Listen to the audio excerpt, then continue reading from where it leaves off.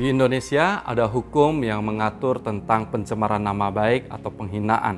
Hal ini dirumuskan dalam pasal 310 KUHP. Pelaku pelanggaran ini dapat terancam pidana penjara maksimal 9 bulan atau pidana denda paling banyak 4,5 juta.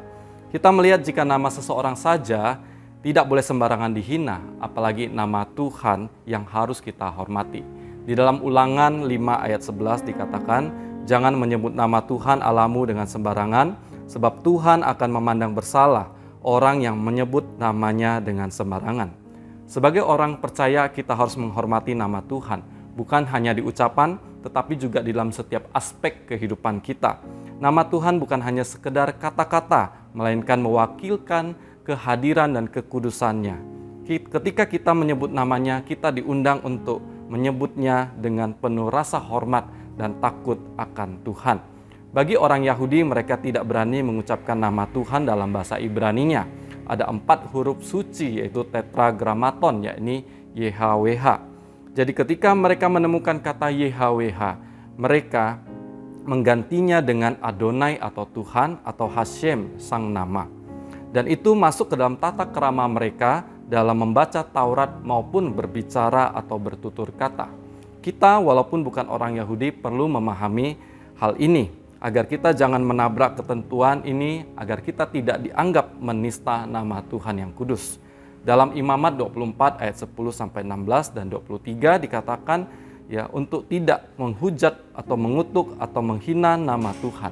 Selain itu dalam Imamat 19 ayat 12 juga mengatakan tentang menggunakan nama Tuhan secara sia-sia dengan bersumpah palsu demi nama Tuhan. Jadi sebagai orang percaya kita harus menghindari penggunaan nama Tuhan dengan sembarangan. Demikian juga jangan mengucapkan nama Tuhan dengan tidak hormat dengan kata-kata yang latah seperti oh my God, OMG, aduh Tuhan, atau sedikit-sedikit darah Yesus atau haleluya, karena akhiran dari Yah ini merujuk kepada Tuhan. Jika kita menyebutnya dengan tidak berhubungan dengan Tuhan, maka kita telah menyebut nama Tuhan dengan sia-sia.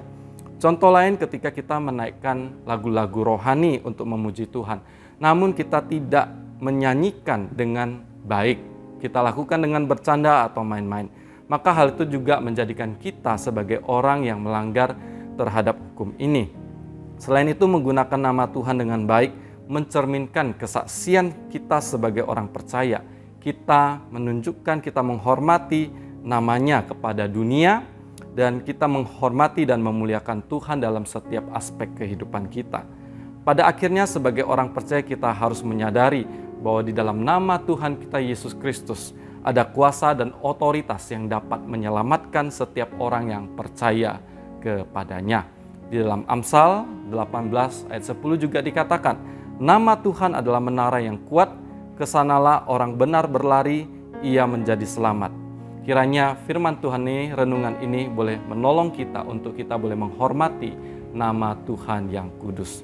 Tuhan Yesus memberkati kita semua. Amin.